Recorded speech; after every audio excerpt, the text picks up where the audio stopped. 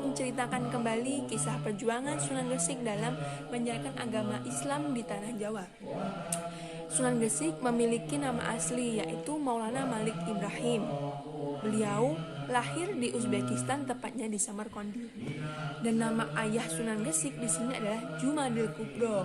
Dan belum ada yang mengetahui nama dari ibu Sunan Gresik.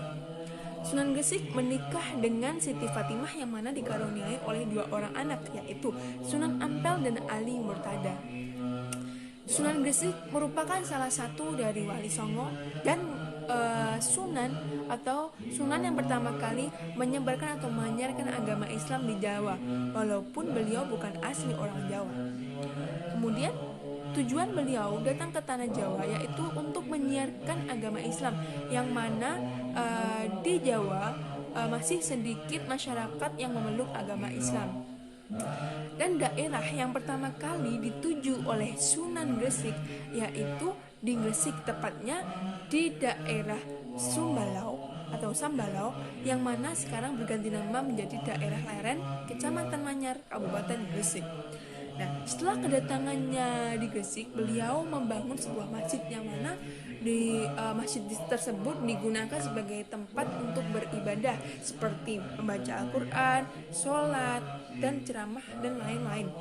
Nah, langkah pertama yang dilakukan oleh Sunan Gresik dalam menyiarkan agama Islam yaitu melalui pendekatan masyarakat, yang mana dilakukan dengan pergaulan dan tata bahasa yang ramah. Nah, namun pergaulan beliau dengan masyarakat itu tidak langsung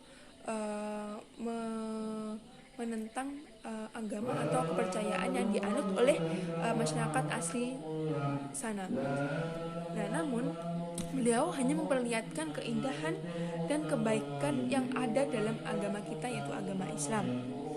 Nah, karena keramahan Sunan Gresik di sini, banyak masyarakat yang tertarik untuk masuk agama Islam.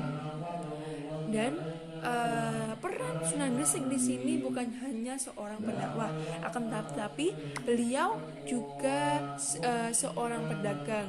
Nah, dengan berperan sebagai seorang pedagang, Sunan Gresik mudah melakukan pergaulan atau interaksi dengan masyarakat yang lebih banyak lagi. Nah, dan kegiatan perdagangan ini bukan hanya dilakukan oleh masyarakat biasa, akan tetapi raja dan bangsawan pun ikut dalam kegiatan jual beli di sini. Nah, setelah Sunan Gresik sudah terkenal atau sudah mapan di kalangan masyarakat, beliau pergi ke Majapahit, tepatnya di Trowulan.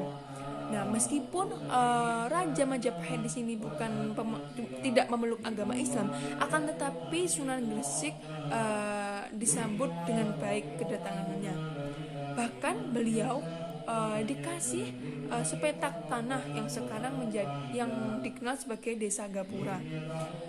Dan untuk mencari kader-kader penyiar agama untuk masa depan nanti, Sunan Gresik mendirikan sebuah pesantren, yang mana pesantren tersebut digunakan untuk atau sebagai tempat mendidik pemuka penyiar agama untuk masa depan nanti. Sungguh hebat kan beliau. Nah, dan alhamdulillah karena beliau mendirikan sebuah pesantren di sini, alhamdulillahnya sekarang sudah banyak penyiar-penyiar yang menyebar di seluruh tanah Jawa. Dan karena itulah sekarang tuh sudah banyak orang yang sudah memeluk agama Islam. Mungkin memang jasanya Sunan Gresik itu sangat hebat sekali. Saya sangat takjub dengan perjuangan beliau, yang mana beliau itu adalah orang yang sangat ramah dan mudah untuk bergaul. Dan karena jasanya lah, alhamdulillah di tanah Jawa sudah banyak memeluk agama Islam. Nah, di sini jadi gini guys.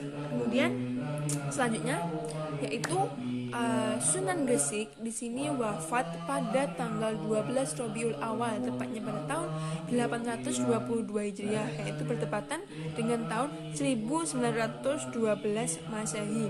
Dan beliau dimakamkan di desa Gapura, Gresik. Nah, karena jasanya yang memang tidak bisa terlupakan, makamnya Sunan Gresik itu tidak pernah sepi peziarah. Banyak ziarah-ziarah yang berkunjung ke makam beliau untuk mendoakan beliau. Mungkin cukup sekian penjelasan atau um, penje- men- mungkin cukup sekian penjelasan dari saya atau kisah perjuangan Sunan Gresik dalam menyiarkan agama Islam. Saya hanya bisa menjelaskan hanya dari segi sedikit saja. Mungkin apabila ada kurangnya, saya minta maaf yang sebesar-besarnya. Cukup sekian dari saya. Terima kasih. Wassalamualaikum warahmatullahi wabarakatuh.